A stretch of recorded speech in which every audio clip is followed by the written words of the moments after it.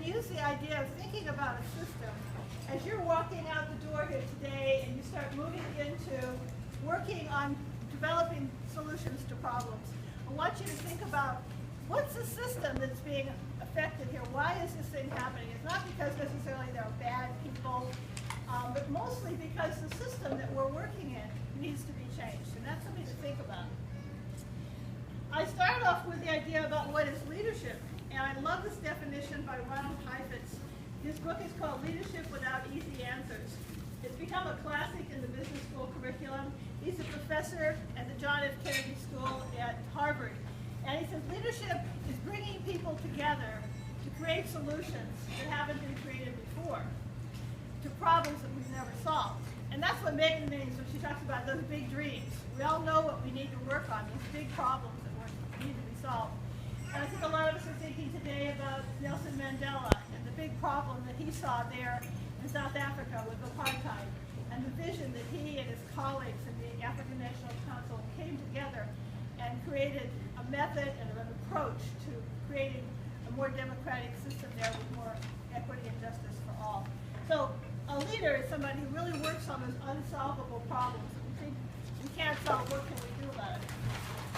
So often, though, when we look at unsolvable problems, the things that really, grapple with us, we often tackle them with sort of one-dimensional fixes, and that actually often creates more problems. So, you think about the classic story of Rachel Carson. Pests are in our crops and they're ruining our food. So let's get pesticides out there, right?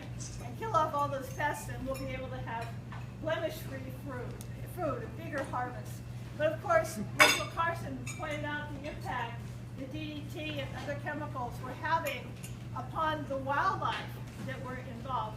We didn't think about, oh yeah, there's birds that get caught up in eating insects that have been poisoned with these chemicals, and the birds' eggshells crack, and the birds don't reproduce, and suddenly we don't have any more golden eagles.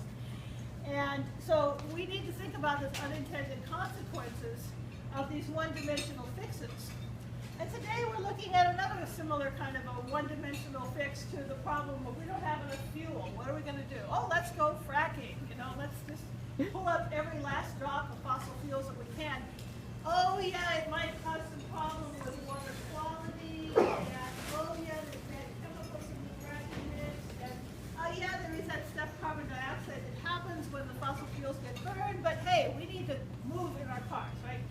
So solutions that create new problems are often these one-dimensional. I've got the idea. Leaders need to step beyond that and look around that. How can we figure out a way to find a solution that isn't a one-dimensional fix? Use nature as your inspiration. That's a quote from Antoni Gaudí, the Spanish architect in Barcelona. If any of you have ever had a chance to go to Spain and see the amazing work that Gaudí has done there in the city of Barcelona, it is so inspiring and wonderful.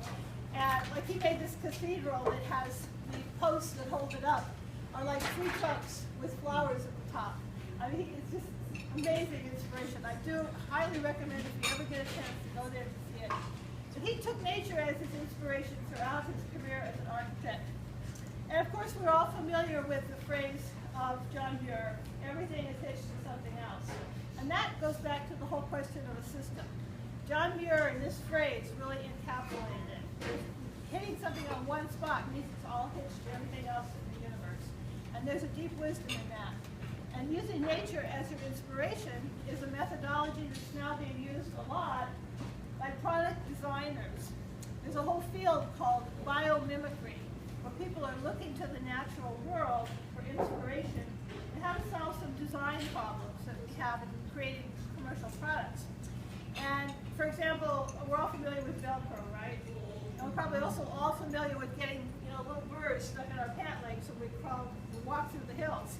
Well, that is what Velcro came from, was people looking at through a microscope at those birds that get stuck in your cloth, and they see the hook of the burr, and they see the loop in the fabric, and nature solved that one a long time ago, finding ways to attach its seeds onto passing animals and dispersing those seeds far and wide.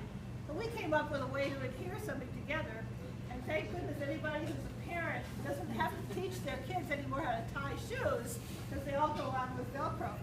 Not to mention us ladies with our larger waistbands. Anyway, that's a natural solution. And Lynn Sopchak there is one of the members of the Biomimicry Institute. And she can share with you many, many more interesting product designs that are coming out because of biomimicry, using nature as inspiration. So combining the idea of using nature as your inspiration, I'm thinking about John Muir with the system of everything is hitched to everything else. Let's just look at a system that many of us are pretty familiar with, which is